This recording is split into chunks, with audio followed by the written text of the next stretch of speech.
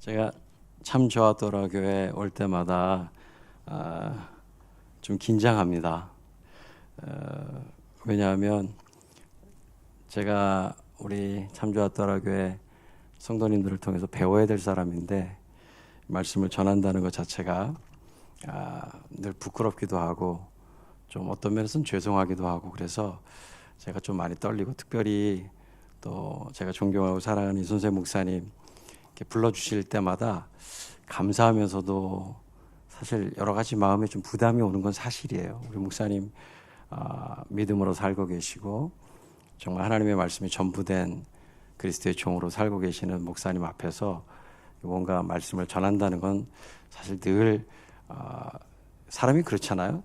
뭐 주님만 생각하면서 하려고 그래도 또 사람이 보이는 게 또 사람이잖아요. 그러니까 또 우리 목사님 믿음의 선배님이신 우리 목사님 앞에 딱 이렇게 계시면 좀 마음에 부담이 되는 건 솔직히 사실입니다. 네. 그래서 사실 불러주실 때마다 늘 기쁘지는 않아요, 제가. 네. 그런데 목사님 왜 이렇게 자꾸만 저를 부르실까? 사실 뭐 전 이제 우리 어떻게 보면 참 좋았더라 교회 가족들에게 뭐 저의 어떤 신앙의 실력 이런 건 이미 다 드러내서 뭐 더 드러낼 게 없습니다, 사실은. 네. 물론 하나님의 말씀은 무궁무진하지만 그래서 사실은 좀 이제 그만 불러주셔도 되는데 이렇게 생각하는데 목사님 자꾸만 부르세요. 목사님이 저를 왜 이렇게 자꾸 부르실까? 아무리 생각해도 목사님 안에 저에 대해서 그래서 김관영 목사가 오면은 설교를 잘할 거야. 말씀을 잘 전할 거야. 이런 믿음이 있으셔서 부르실까? 여러분 어떠세요? 그러실 것 같으세요? 믿음이 정말 대단하시네요. 목사님께 그런 믿음은 없으실 거예요. 제가 때로는 설교를 엉망으로 망칠 수도 있고 엉터리로 할 수도 있다는 걸 목사님 왜 모르시겠어요? 제가 엉뚱한 소리 할 수도 있다는 것을 목사님 다 아시겠죠?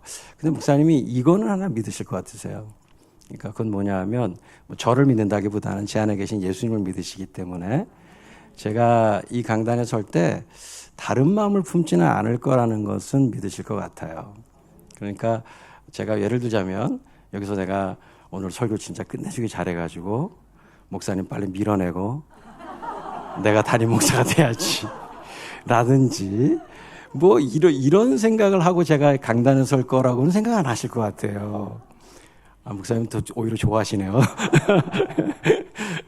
그럴 건 아니신 것 같고, 뭐 제가 또 혹시나 오늘 말씀을 전하면 사례비를 얼마나 주실라나.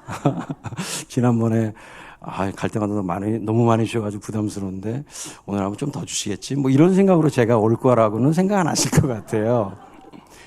물론 저도 죄인이기 때문에 가끔 뭐 그런 생각이 들 수는 있겠습니다만 목사님께서 저를 부르실 때 그런 걸 생각하지는 않으실 것 같고 그래도 김관영 저 친구는 김관영 형제는 그래도 하나님 앞에서 예수 그리스도로 살려고 몸부림치는 신앙인이니까 강단에 세우면 다른 의도는 없을 거야. 오직 예수님만을 드러내고 싶은 마음, 하나님의 말씀의 영광을 드러내고 싶은 마음밖에는 없을 거야 라고 하는 주님께서 저에게 부어주신 선한 의도에 대해서는 목사님이 믿으실 것 같아요. 목사님 맞나요? 네네 맞다고 하시네요. 네. 감사합니다. 그래서 사실은 제가 설교를 잘할 거라는 어떤 결과를 믿으시는 게 아니라 제가 이 강단에 설 때 어떤 마음으로 서는지에 대한 믿음, 그것은 이제 저를 믿는 게 아니라 제 안에 계신 예수님을 믿는 믿음으로 목사님께서 저를 불러주시는 게 아닌가 그런 생각을 합니다. 저는 오늘 설교를 잘 못할 것 같습니다. 왜냐하면 제가 오늘 설교를 저는 달력에다 설교를 준비하는 사람이에요. 저는 이게 너무 편해요. 이 노트북 뭐 이런 거 저 잘 못 다루고 아직도 진짜 올드한데요. 제가 죄송한데 막 이런 식으로 제가 준비를 해요. 근데 제가 이거 한 페이지 이렇게 준비하면은 한 3시간 설교하거든요. 저 집사람이 알아요. 근데 오늘 5페이지예요. 4페이지. 이걸 저희 집사람이 딱 어저께 밤에 보더니만 기겁을 해가지고 저한테 여보 안 돼. 수요일 예배 다 피곤해서 오시는데 당신이 왜 그래? 안 돼. 그래서 너무 저한테 신신당부를 하면서 오늘 여기 올 때까지도 계속 옆에 앉아가지고 저한테 여보 안 되는 거 알지? 계속 저한테 얘기를 하셔가지고 제가 오늘은 저도 한번 믿음을 써보려고 합니다. 이거를 그대로 하면 오늘 저희들 예정이었던 철야를 해야 될 것 같고, 그래서 오늘은 원고를 안 보고 한번 성령께서 주시는 것만큼만, 원고를 안 보고 한다는 얘기는 어떻게 보면 이 원고 안에서 제게 남아있는 것만 나눌 수 있다는 뜻이잖아요. 그렇게 짧고 굵게 나눠서 우리 모두 오늘 주님께서 빨리 안식을 취하게 하시는 이런 은혜를 다 함께 받아볼까 이런 생각하는데 아멘이신가요? 야, 다 아멘 하시네요. 제가 이제까지 온 중에 제일 아멘이 진실하셨던 것 같아요. 정말 우리 교회 올 때마다 전 너무 좋아요. 네, 정말 참 좋습니다. 네. 그래서 너무 행복하고요.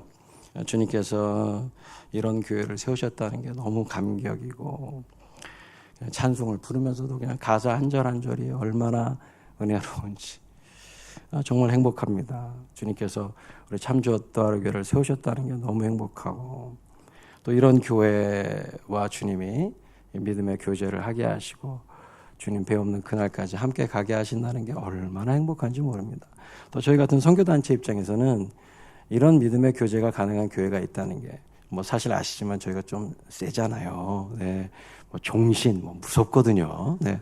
근데 좀 센 단체인데, 근데 전혀 우리가 세다고 느껴지지 않게 만들어 주시는 참주였더라 교회가 있어서 저희는 정말 참 좋아요. 오히려 저희 식구들이 우리 교회 와서 같이 연합예배 드리고 나면 다들 도전을 받고 우리 이러면 안 되겠다, 우리 더 열심히 주님만 섬겨야 되겠다 이렇게 결단할 정도로 우리 참주였더라 교회 가족들은 저희들에게 너무 귀한 주님의 통로들이 되고 계십니다. 너무 감사합니다.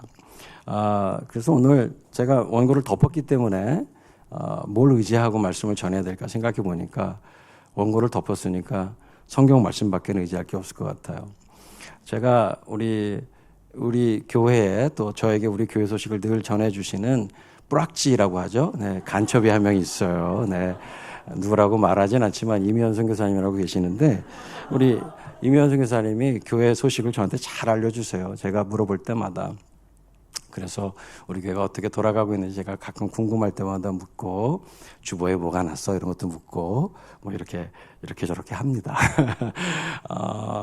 그런데 이제 그래서 제가 그러면 지금 수요일 날 목사님이 주로 어떤 말씀을 전하죠? 하고 이렇게 물어봤더니만 로마서 말씀을 전하신다고. 그래서 그럼 진도를 어디까지 나가셨어? 그랬더니 11장까지 가셨다고 그렇게 제 뿌락지를 통해서 제가 전해 들었기 때문에 오늘 수요일 말씀에 뭘 전해야 되나 이렇게 고민하다가 그냥 특별히 제가 더 이렇게 새롭게 알려드릴 거는 전혀 이제 없기 때문에 그냥 목사님께서 로마서 강해를 하신다고 하니까 그냥 로마서 말씀을 우리 가족들이 들으실 때마다 항상 이렇게 붙들려 있어야 될 구절, 로마서 1장부터 16장까지를 계속 보실 때마다 항상 그 말씀을 들으시고 또 그 말씀을 읽으시고 로마서 말씀을 깨달으신 다음에, 그리고 항상 다시 돌아가야 되는 그 원점이 있어요. 그 로마서의 원점이 되는 말씀이 로마서 1장 16절, 17절 말씀이에요. 흔히 이걸 이제 로마서의 주제성구다 이렇게 표현을 합니다. 신학자들은. 여기 핵심입니다. 그러니까 로마서 1장 16절, 17절이 풀어지고 있는 게 로마서거든요. 로마서 전체에 사실 요 16절, 17절, 1장 16절, 17절이 딱 이게 프로토로 핵심으로 코어로 딱 존재하고 이게 계속 풀어져 가는 게 로마서입니다. 그러니까 항상 이 풀어진 말씀을 듣고 나서는 다시 원점으로 항상 돌아오시는 연습을 하시면 정말 너무 큰 은혜가 있으실 것 같아서 그냥 그 연습 한번 저랑 같이 하실 겸해서 제가 로마서 1장 17절 말씀을 함께 들고 왔습니다. 우리 다시 한번 볼까요? 로마서 1장. 이 17절 말씀을 이해하기 위해서는 당연히 16절 말씀을 보셔야 됩니다. 그래서 우리 16절 말씀부터 먼저 읽어보겠습니다. 16절 그냥 한 구절 한 구절 한 절 한 절 읽지 마시고 그냥 한 구절 한 구절 이렇게 한 구 이렇게 저랑 읽으시겠습니다. 자, 16절입니다. 첫 번째 문장만 읽어보시죠. 함께 읽겠습니다. 시작. 네, 여기까지 먼저요. 내가 누구죠, 여기서?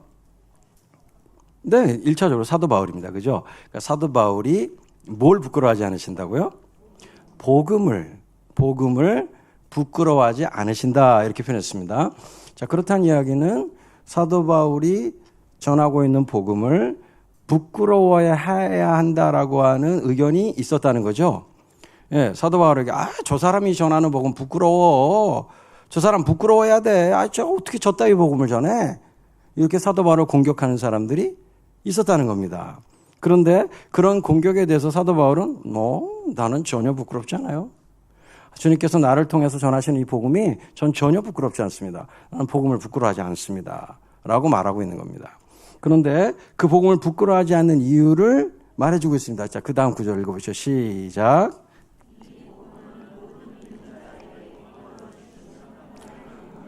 네, 부끄러워하지 않는 이유가 뭐라고요? 네, 바울이 경험했다는 겁니다. 뭘 경험했다는 거죠? 내가 전하는 이 복음을 통해서 하나님께서 내게 부으신 이 복음, 그래서 내가 전하게 된 이 복음을 통해서 하나님께서 이 복음을 믿는 자들을 구원하시는 것을 내가 계속 경험하고 있고 경험해 왔기 때문에 난 부끄럽지 않다는 거예요.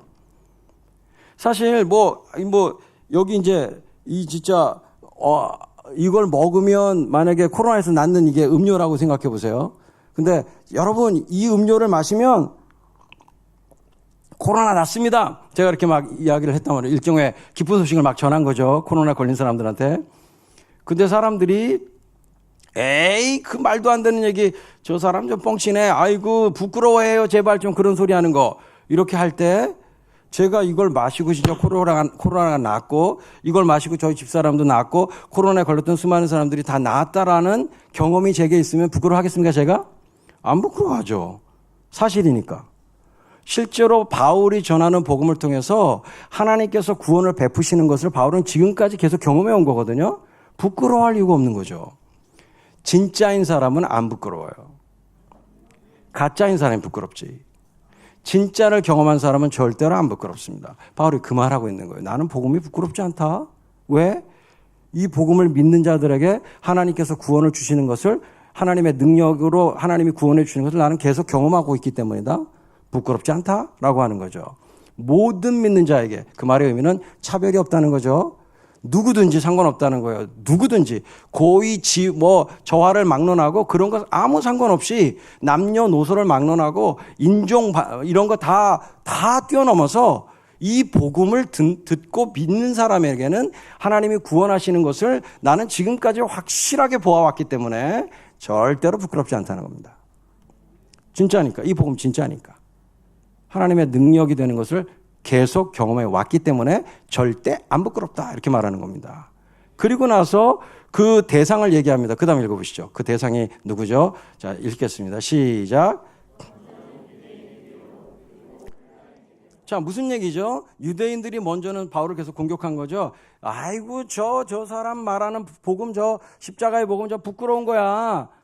아니, 하나님께서 구약에 율법을 주셨고 이 율법을 지키고 할례를 받고 이렇게 유대인답게 이렇게 살면은 구원해 주시겠다라고 다 돼 있는데, 아니 어디서 저 사람 유대인이고 가말레일이라고 하는 당시에 가말레일의 가장 이 수제자였던 사람이고, 아니 저 율법에 충실하게 살았던 저 바리새인이 어떻게 하다 지금 횟가닥 미쳐가지고 저런 부끄러운 짓을 하고 다니지? 저 사람 부끄러워. 저 부끄러울 줄 알아야지. 아니 어떻게 그렇게 구원을 받나? 응? 아무것도 할례도 안 받고 율법도 안 지켰는데, 그런데 나사렛에서 촌놈으로 살았던 어떤 한 젊은이가 십자가에 뻘거벗겨서 죽였는데, 그 죽임당한 그 젊은이가 하나님의 아들이고, 그리고 더 나아가서 하나님이시고, 그리고 그분이 우리를 향한 하나님의 유일한 구원자라고, 그래서 그 십자가의 죽음이 나의 죽음이고 나를 위한 죽음이라고 받아들이면 하나님께서 그를 구원해 주신다라고? 아니 그런 부끄러운 복음이 어딨어? 그게 말이 돼? 이렇게 유대인들이 공격하는 거죠. 율법과 할례의 권위 아래 꽉 붙잡혀 있고 그 율법과 할례를 통해서 자신의 의를 이루어서 구원받는다라고 생각해왔던 유대인들의 입장에서 보면 이런 따위의 복음은 정말 부끄러운 복음이죠. 부끄럽다. 부끄러워야 돼, 저 사람. 이렇게 공격해 온 겁니다. 그런데 바울은 no. 이 복음이야말로 율법과 할례를 지킴으로써 구원받으려고 아무리 노력해도 그 구원의 확신이 없었던 바리새인 중에 바리새인인 나에게 이 십자가의 복음이야말로 완전한 하나님의 구원을 경험하는 진짜 복음이었어. 내가 경험한 거야. 그리고 나뿐만이 아니야. 내 주변에 있는 수많은 유대인들이 동일하게 이 복음으로 하나님의 구원을 받았어 라고 얘기하는 거죠. 그러니까 첫째는 유대인에게요라고 말하는 거예요. 유대인들이 이 복음에 대해서 먼저 공격해왔기 때문에 바울 동일하게 유대인을 먼저 언급하고 있는 겁니다. 자, 그리고 그 다음 누구라고요? 헬라인 로마 사람들이죠. 로마 사람들 그 그리스 신화와 그리스 철학과 온갖 그 당시로 말하자면 지금 인류가 가지고 있는 최대의 문명을 누리고 있었던 문명과 지식에 사로잡혀 있던 그 사람들에게 아니 나사렛 촌사람 하나가 십자가에 죽은 사건이 우리를 전 인류를 구원한 유일한 구원의 사건이라고 하는 이런 말 따위는, 그리고 더군다나 그 나무에 매달려 죽어버린 그 청년이 그분이 하나님의 아들이고 그분이 하나님이라고 주장하는 이 사실은 이 문명사회를 살고 있는, 그리고 모든 첨단의 지식을 지금은 우리 말하면 모든 과학과 수학과 모든 학문의 이 메카라고 불려졌던 로마 입장에서 보면, 헬라인들의 입장에서 보면 진짜 유치하고 말이 안 되는 그런 복음인 거거든요. 그러니까 부끄러워야 돼. 저 사람 부끄러워. 저런 말을, 이상한 말을 하고 있어. 부끄러워야 되는 거죠. 그런데 바울은 아니라는 거예요. 그렇게 첨단 문명을 살고 있고 첨단 지식을 갖고 있는 너희들, 로마 사람들, 헬라인 너희들도 동일하게 이 투박해 보이고 어리석어 보이는 십자가의 복음을 통해서 그것을 믿을 때 하나님께서 그의 인생을 바꾸시고 생명을 바꾸시고 삶을 바꾸시는 진정한 구원을 나는 내 주변에 있는 헬라인들을 통해서 많이 봤다는 거예요. 이미 경험해 왔다는 겁니다. 그러니까 유대인에게나 헬라인에게나 어떤 인종에게나 상관없이 이 복음은 우리를 구원하시는 하나님의 능력이 된 것을 경험해 왔다는 것입니다. 할렐루야. 그러니 부끄러워할 이유가 전혀 없다는 거예요. 그러면서 이제 사도 바울이 17절에서 왜 그러면 그 복음이 우리를 구원하시는 하나님의 능력이 되는지에 대해서 부연 설명을 하고 있는 것입니다. 자, 17절 읽어보실까요? 한 구절만 읽겠습니다. 17절 첫 번째 구절 시작. 여기까지. 자, 왜 그러면 복음이 우리를 구원하시는, 어느 누구나 차별 없이 우리를 구원하시는 하나님의 능력이 되는가? 왜 복음이 하나님의 능력인가? 왜 복음이 어느 누구나 상관없이 우리를 구원하시는 하나님의 능력이 되나? 왜 복음이 왜 하나님의 능력인가에 대해서 설명해 주고 있는 겁니다. 복음이 하나님의 우리를 구원하시는 구원의 능력이 되는 이유는 복음에 뭐가 나타나기 때문이다? 하나님의 의가 나타나기 때문이라는 거예요. 할렐루야. 여러분, 하나님의 의가 뭐죠? 네, 의라고 하는 말, righteousness, 이 말의 의미는, 의라는 말의 의미는 아주 쉽게 우리나라 말로 풀면 옳음, 이런 얘기입니다. 옳음, 하나님의 옳으심, 하나님의 옳음이라는 거예요. 복음에는 하나님의 의가 나타나기 때문이라는 겁니다. 자, 이게 무슨 말이냐면 온 이 세상 속에, 온 우주 속에서 구원을 할지 말지에 대해서 그 기준을 정하고 그 기준대로 심판하실 수 있는 분은 오직 하나님 한 분뿐이십니다. 그런데 그 유일한 심판자가 되시는 하나님께서 이건 옳아라고 말씀하시는 것이 복음에 나타난다는 거예요. 이런 죄인을 이렇게 구원하는 게 옳은 거야, 이게 나의 옳음이야 라고 말씀하시는 하나님의 옳으심, 이 하나님의 올바르심, 하나님의 righteousness가 복음에 나타난다는 거예요. 그러니까 복음에 하나님의 의가 나타난다면 그건 곧바로 구원이 되는 거죠. 왜냐하면 이게 의인지 불의인지, 이게 의인지 죄인지, 이게 생명인지 사망인지 이걸 결판낼 수 있는 유일한 심판자는 오직 하나님이시거든요. 그러니까 하나님께서 이건 옳은 거야 그러면 그게 구원인 거예요. 그러니까 하나님께서 이게 오라, 네가 오라 이렇게 말씀하시면 구원받는 거거든요. 너는 틀렸어 그러면 지옥 가는 거거든요. 그러니까 하나님께서 구원을 하실 때 네가 오라라고 하는 이 옳다는 하나님의 의가 복음에 나타난다는 겁니다. 그런데 놀라운 사실은 이 복음에 나타나는 하나님의 오르심, 하나님의 옳다 하심, 하나님의 의가 복음에 나타나는데 놀랍게도 이 복음에 나타나는 하나님의 의가 우리에게 진짜 구원으로 임하기 위해서는 그 복음을 받아들이는 우리 편에서의 통로가 필요하다는 거예요.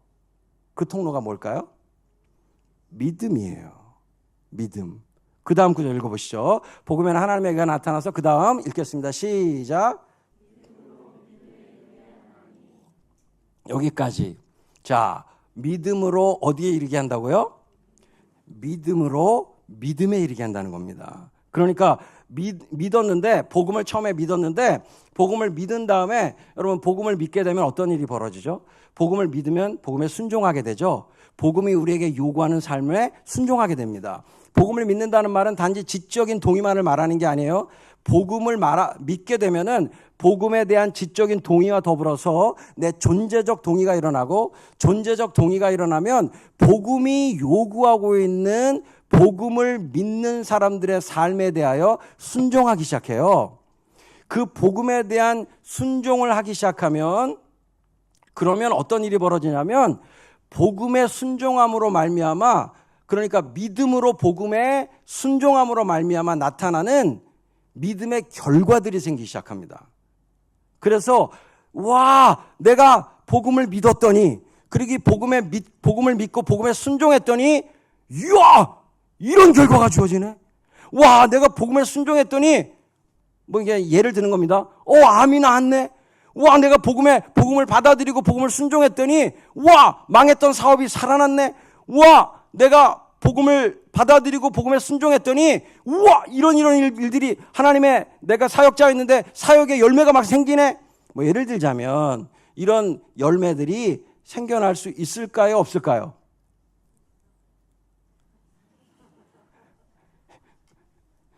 예, 여러분들이 왜 선뜻 대답을 못 하시는지 제가 너무 잘 알고 있어요. 하지만 솔직히 그런 결과 일어납니다. 뮤지컬 요한복음 보세요. 저희 믿음으로 그 공연 올렸거든요. 1차 공연 때 99.48%였어요. 결과가 나타나지 않습니까? 예? 우리가 믿음으로 행했더니 결과가 나타나잖아요. 저희 문화행동 아트리 16년 됐거든요. 16년 동안 믿음으로 살았더니 제가 다 이루 말할 수 없는데, 믿음으로 살아서 주님이 주시는 이 믿음이 옳다라고 하는 증거들이 너무 많아요. 너무 많습니다. 저희들의 건강도 책임져 주시고요. 저희들의 자녀들도 책임져 주시고요. 저희들의 안전도 책임져 주시고요. 저희 먹는 거, 지금까지 저희 이제 공동체로 산 지는 만 11년 됐는데, 저희가 처음에 공동체로 산다라고 했을 때 부모님들 다 미쳤다 그랬고요. 니네 1년 동안 다 굶어 죽을 텐데 어떡하려고 그러냐고 막 다 난리치셨거든요. 저희 지금 11년 동안 공동체로 살면서 단 한 끼도 굶은 적이 없어요. 예. 물론 이제 밀가루만 먹은 적은 있어요. 네, 그렇지만 그러나 굶은 적은 없어요. 적어도 저희가 자발적으로 금식을 했지 굶은 적은 없다고요. 한 끼도 안 굶으셨어요. 예. 그리고 저희 사역에 필요한 거 안 채워주신 게 없어요. 그럴 것이 저희는 채워주시는 만큼 하니까 600만 원 주시면 600만 원짜리 공연 만들고, 요번에 요한복음처럼 2억 주시면 2억짜리 만들고, 이렇게 주시는 대로 그냥 다 쏟아부으니까 무슨 모자랄 건 없어요. 그냥 주신 만큼 하는 거죠. 보신 관객들이 어떻게 평가하는 걸 저는 상관 안 해요. 저게 공연이 후적, 아무 관계 없어요. 주님이 후적 그러면 주님께 말씀하세요. 주님이 600만 원밖에 안 주셨으니까 주님께 말씀하시라고. 저희는 책임이 없어요. 주신 만큼 그냥 하니까. 그런데 그럼에도 불구하고 주님이 주시는 어마어마한 증거들이 있어요. 600만 원 가지고 600만 원짜리 공연 만들었지만 그 공연을 통해서 회심한 사람은 제일 많았어요. 증거가 있단 말이에요. 증거. 믿음의 삶에는 반드시 그 믿음의 삶이 옳다라고 하는 증거들을 하나님께서 부어주십니다. 여러 가지 방편으로 여러 가지 방향으로 부어주세요. 증거가 많이 생깁니다. 야, 그렇구나. 믿는 게 옳은 거야. 믿어야 이게 믿어야 하나님께서 해주시는 거야. 이런 증거들이 막 나타난단 말이죠. 그런데 여러분, 중요한 거는 그런 증거들이 나타났을 때 조심해야 되는데, 복음에는 하나님의 의가 나타나서 믿음에서 어디에 이르게 한다고요? 증거에 이르는 게 아니에요. 믿음에서 그 믿음의 결과에 이르게 하는 게 아니라, 믿음에서 그 믿었더니만 주시는 하나님의 선하신 선물에 이르게 하는 게 아니라, 그 믿음의 결과로 주어지는 갖가지 증거들에 머무르게 하는 게 아니라, 복음이 가지고 있는 능력은 믿음에서 믿음에 이르게 한다는 겁니다. From faith to faith. 믿음에서 믿음에 이르게 한다. 할렐루야. 여러분, 근데 사실은 연약한 죄인들인지라 믿음에서 증거로 빠지게 되는 일들이 가끔 있습니다. 그래서 막 믿었더니 막 방언이 터지고 막 환상이 열리고 예언을 하게 되고 막 눈에 보이는 신비한 환상들이 펼쳐지면 사람들이 거기에 혹해가지고 하나님의 말씀을 믿는 믿음에서 이탈해서 자신의 신비한 경험과 기적과 자기가 경험했던 여러 가지 환상과 이런 것들에 머무르려고 하는 이런 어리석은 자들이 나타나게 되죠. 뿐만 아니라 아까 말씀드린 것처럼 그 믿음의 결과로 주어지는 성공과 번영이라고 하는 그런 결과에 머무르려고 하죠. 여러분, 그리고 또 때로는 그 믿음으로 말미암아 나에게 주어진 여러 가지 증거들로 인해서 주변에 있는 많은 사람들로부터 믿음에 대한 존경을 받기 시작하면 자기도 모르게 자기가 높아진 줄로 착각하죠. 그래서 서로 간에 싸우죠. 누가 높으냐? 누가 영적으로 더 높은 사람이냐? 누가 더 하나님 인정하시는 종이냐? 이런 거 가지고 막 서로 재고 싸우고 사람들의 인정과 평판에 목을 걸기 시작하죠. 이렇게 될 때 주님께서 추상같이 말씀하시죠. 너희가 돌이켜 어린아이같이 되지 아니하면 결단코 천국에 오지 못한다. 그때 돌이켜서 다시 믿음으로 가야 하는 것입니다. 아멘이시죠? 믿음에서 믿음으로. 믿음에서 경험이나 믿음에서 증거나 믿음에서 결과가 아니라, 믿음에서 무슨 신비한 체험이 아니라 믿음에서 믿음으로. 이것이 하나님께서 우리를 복음을 통하여 구원하신 결과라는 거예요. 믿음에서 믿음으로. 할렐루야. 그래서 여러분, 유명한 우리 찬송가 있잖아요. 구주 예수 의지하 의미 기쁜 일일세 허락하심 받았으니 의심 아주 없도다. 예수 믿는 것은 받은 증거 많도다. 예수 귀한 예수 믿음 더욱 주소서. 아멘. 받은 증거가 너무 많아요. 하지만 우리가 구할 건 또 다른 증거가 아니라, 더 풍성한 증거가 아니라 믿음이에요. 믿음 더욱 주소서. 왜? 증거를 많이 받으면 받을수록 그 증거가 신기하고 좋은 게 아니라 그 모든 일을 행하시는 예수님이 더욱 귀해지시거든요. 귀한 예수가 되거든요. 그러니까 그분을 믿는, 그분을 아는, 그분을 사랑하는, 그분만 따르는 믿음을 더욱 구하게 되는 것입니다. 할렐루야. 그래서 믿음에서 믿음에 이르게 하나니. 자, 그 다음 말씀 1장 17절 읽겠습니다. 시작.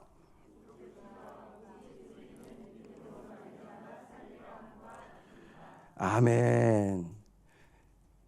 구약 성경을 인용하고 있어요.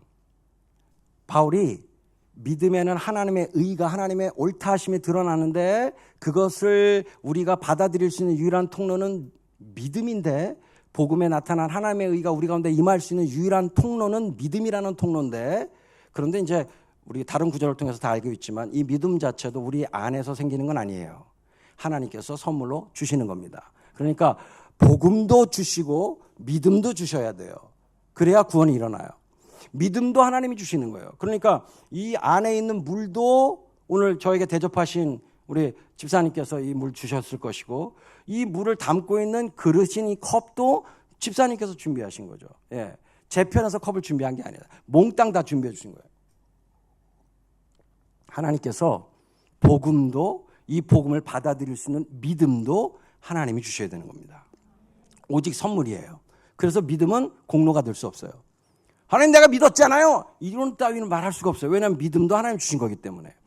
그래서 믿음에서 믿음에 이르게 하는 것, 이것이 바로 하나님께서 복음을 통해서 우리를 구원하는 방식인데, 그런데 그것이 옳다라고 하는 증거 구절을 사도 바울도 구약에서 채택해서 인용하고 있는 것입니다. 그렇다면 오직 의인은 믿음으로 말미암아 산다라고 하는 이 구절은 어디에서 온 구절이죠? 하박국 2장 4절에서 온 거예요. 그러면 하박국 2장 4절에 하나님께서 말씀하신 이 말씀인데, 하나님께서 하박국에게 의인은 믿음으로 말미암아 사는 거야, 이렇게 말씀하신, 하박국에게 그렇게 말씀하신 하나님의 의도가 어떤 의도인지를 하박국서 전체를 통해서 살펴봐야 되는데, 그럼 오늘 또 우리가 철야를 해야 돼요.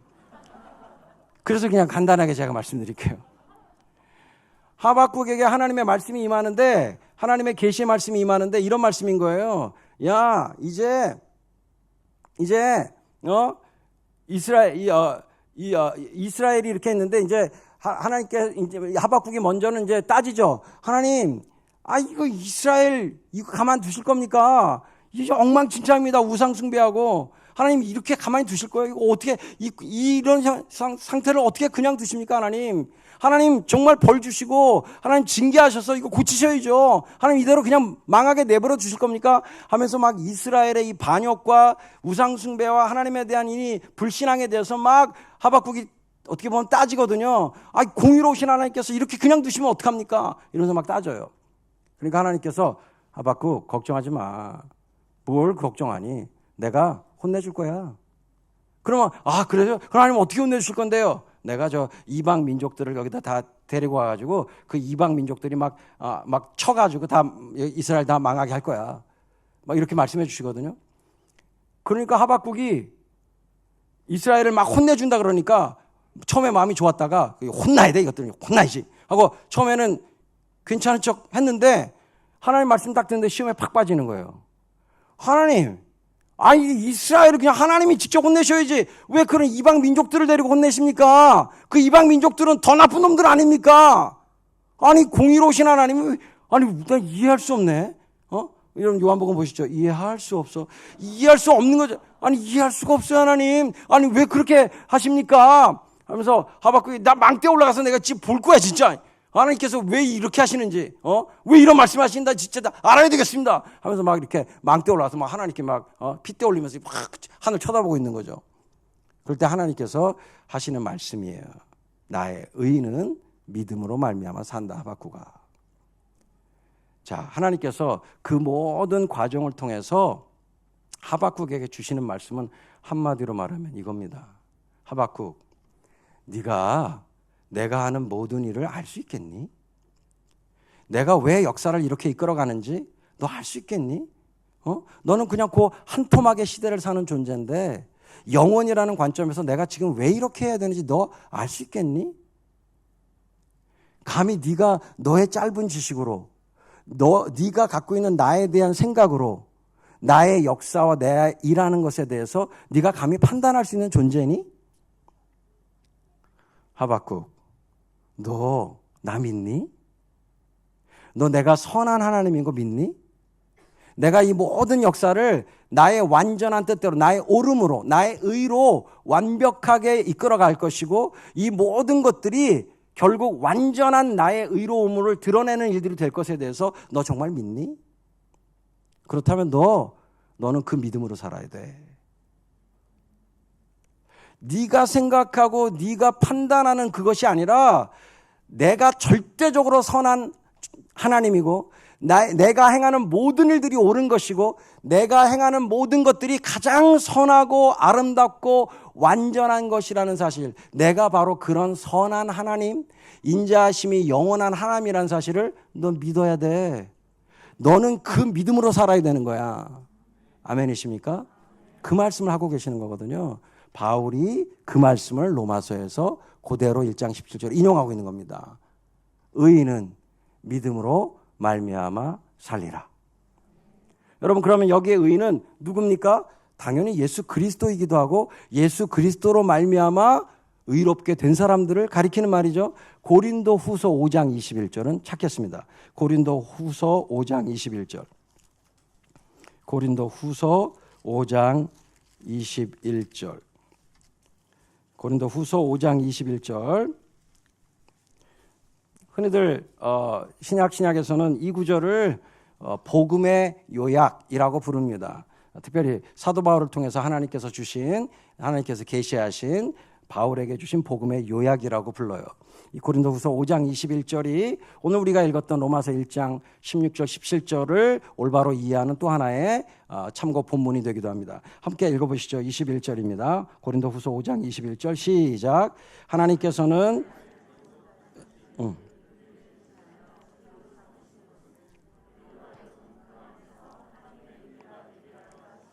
할렐루야.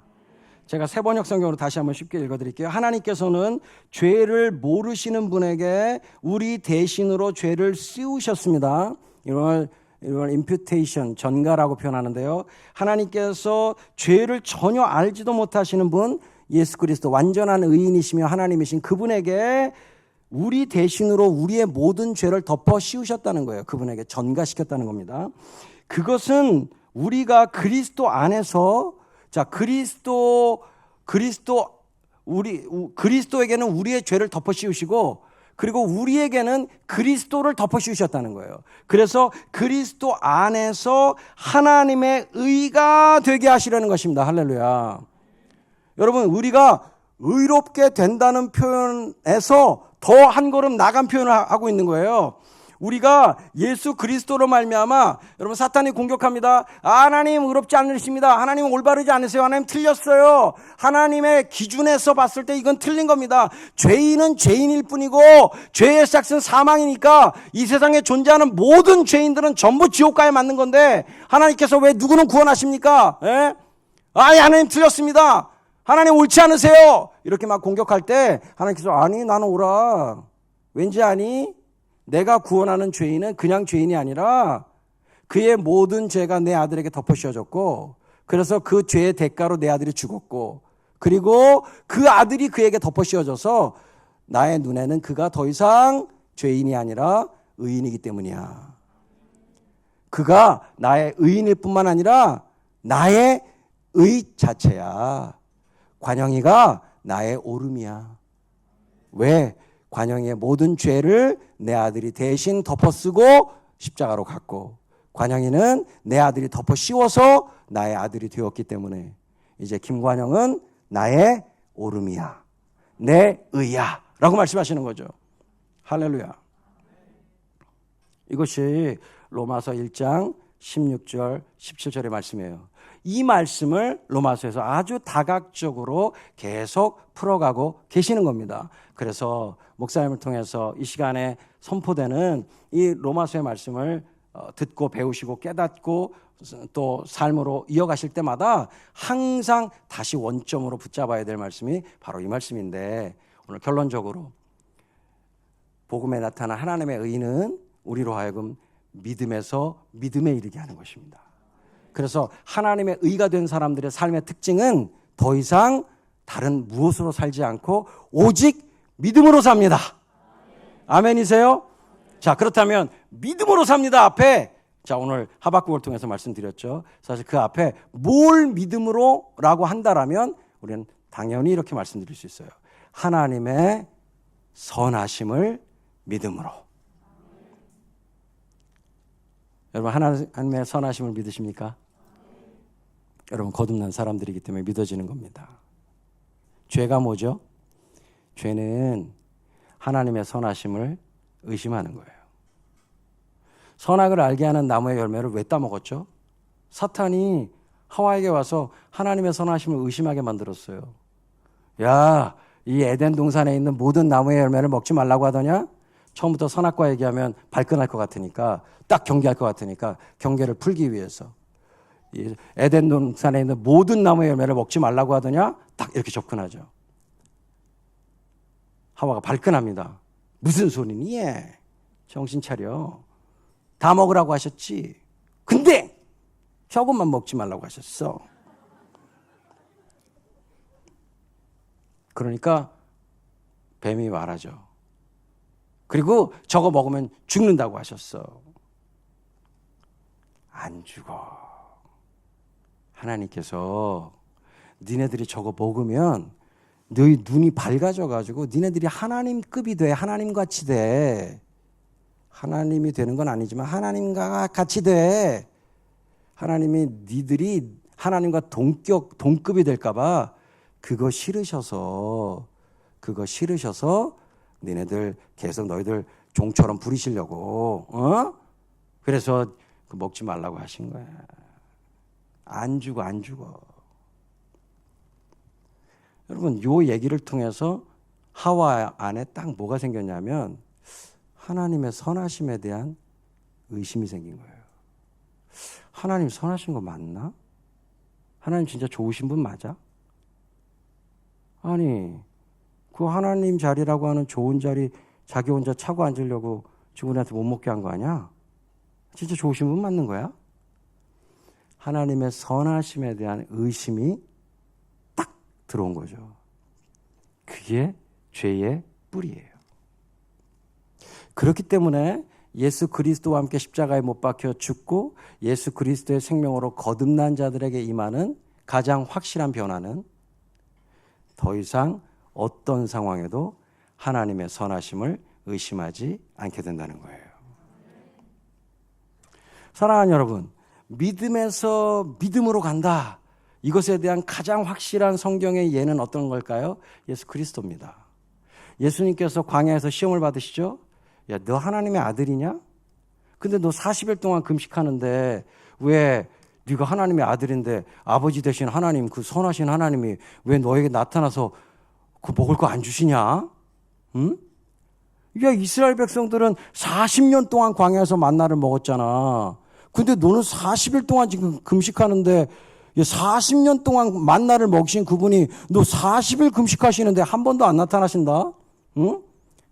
너 한 번도 네가 믿는 그 아버지가 너 하나님 아들이라며. 근데 네가 믿는 그 선하신 아버지가 왜 너한테 나타나서 40일 동안 쫄쫄 굶기시냐? 한 번도 안 나타나시고? 선하신 거 맞아? 야, 너 하나님 아들이잖아. 능력 있잖아. 뭘 그 아버지가 먹이실 때까지 기다리냐? 네 능력 가지고 그냥 네가 돌로 명해서 떡으로 만들어 먹어. 바보 천추처럼 왜 그러고 있어? 너 능력 있잖아. 누가 하나님 아들 아니야? 야, 그럼 뭐 40일 동안 뭐 바쁘신가 보지. 어디 가셨나 보지. 그럼 뭐 네가 알아서 그냥 자급자족하고 네가 그냥 알아서 먹으면 되지. 뭘 그걸 기다리고 앉았냐. 그냥 네가 해결해. 네 힘으로 해결해. 여러분, 사단이 시험하고 있는 건 다른 게 아니라 하나님과의 관계를 시험하고 있는 거예요. 하나님과의 관계를 공격하고 있는 겁니다. 그런데 그때 예수님께서 뭐라고 말씀하시죠? 사람은 떡으로만 사는 게 아니야. 하나님의 입에서 나오는 모든 말씀으로 사는 거야. 너 내가 굶었다고? 그래, 나는 떡은 굶었다. 하지만 난 지금 40일 동안 계속 하나님의 말씀을 믿고 있어. 하나님의 말씀을 먹고 있어. 신명기 말씀으로 대답해 주십니다. 무슨 얘기죠? 신명기 말씀을 믿음으로 사단의 시험에 승리하신 거예요. 할렐루야. 믿음으로 이기신 겁니다. 말씀을 믿음으로. 아멘이세요? 이게 중요한 겁니다. 말씀을 믿음으로. 그랬더니만 사단이 예수님을 성전 꼭대기로, 예루살렘 성전 꼭대기로 데려갑니다. 그러고 떨어져 봐. 야, 너 하나님 아들이라며. 야, 전능하신 하나님, 선하신 하나님, 네 아버지라며. 떨어져 봐. 시편에 있는 말씀처럼 하나님께서 네 발을 다 천사들을 통해서 붙들어 주시고 네 발이 땅에 안 떨어지게 할 거야. 너 안전하게 지켜주실 거야. 해봐. 이것도 뭐죠? 이것도 하나님과의 관계를 공격하는 거예요. 하나님 선하시다며, 하나님 전능하시다며, 네 아버지시라며, 네 여기서 떨어져 봐. 그거 지켜주셔야 될 거 아니니? 그래서 예수님께서 신명기 말씀을 통해서 야, 주 너의 하나님을 시험하지 말라고 하셨어. 나는 하나님의 선하심을 온전히 믿는 존재이기 때문에 하나님 시험하지 않아. 하나님이 선하신 분인지 아닌지 이따위로 내가 하나님을 시험할 이유가 없어. 여러분, 거룩한 성전에서 떨어졌다는 것은 무슨 상징일까요? 하나님의 일을 하고 있다는 뜻이죠. 거룩한 일을 하고 있다는 거예요. 자, 야, 네가 무슨 세상 일 하는 것도 아니잖아. 너 하나님이라는 거잖아. 야, 네가 하나님이라는데 하나님이 지켜주셔야 되는 거 아니냐? 하나님의 성전에서 하나님의 일을 하고 있잖아, 네가. 그러면 암 안 걸려야 되는 거 아니냐? 네가 하나님의 일을 하고 있는데 왜 교통사고 나니? 하나님의 일을 하고 있는데 왜 지진이 나? 하나님의 일을 하고 있는데 왜 코로나 걸리지? 하나님이 안전하게 지켜주셔야 되는 거 아니니? 무슨 하나님이 그런 하나님이 다 있어? 사단이 그렇게 우리의 생존의 문제와 그리고 안전의 문제를 가지고 하나님과의 관계를 공격하는 거죠. 그때 우리가 이길 수 있는 유일한 길은 다른 게 없어요. 또 말씀을 믿는 거예요. 아멘. 주 너의 하나님을 시험하지 말아라. 신명기에 말씀하셨어. 주님께서 동일하게 이 성경의 저자이신 예수님께서 그 성경 말씀을 가지고 그 성경을 믿음으로 승리하고 계시는 거예요. 그랬더니 사단이 이거 단수가 높네. 좋아. 그럼 너 나한테 절해. 그러면 내가 이 모든 세상 너한테 줄게. 자, 마지막으로 사단이 공격하고 있는 것은 뭐죠? 그것은 야, 너 이 정도면 너 훌륭하다. 네 생존의 문제, 네가 먹고 사는 문제도 하나님께 다 맡겼어. 그리고 이제 더 이상 의심하지 않아. 하나님의 선하심을. 야, 너 대단하다. 그렇게 굶어도 네가 의심하지 않네.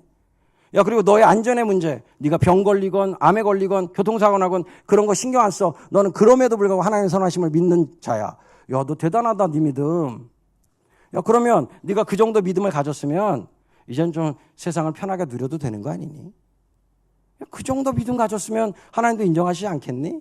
그러면 세상을 이젠 좀 편하게 소유하고 누리고 번영하고 성공해야지. 그런데 그럴 수 있는 길은 아주 간단해. 나한테 절 한 번만 하면 돼. 야, 하나님 너무 복잡하잖아. 하나님 너무 복잡하신 분이잖니. 뭐 이렇게 너무 너의 순수함이나 이런 거 다 따지시는 분이니까 그렇게 막 복잡하게 하나님으로부터 뭘 얻을 필요 있겠니? 나한테 절 한 번만 하면 내가 심플하고 간단하게 이거 다 줄게.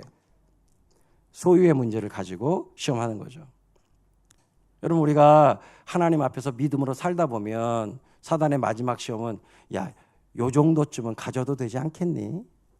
뭐 이렇게 복잡하게 그렇게 쪼달리게 그렇게 그래 궁색하게 그렇게 사니 좀 제발 그러지 말고 이 정도쯤 믿음으로 살았으면 너 이 정도는 가져도 돼.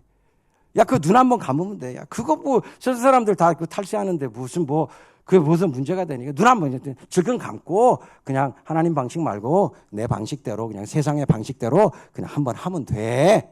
뭐 그렇게 자꾸만 이렇게 쪼달리게 그러니 그렇게 하나님 그런 분 아니야. 괜찮아. 한번 나한테만 절만해. 그냥 다 줄게.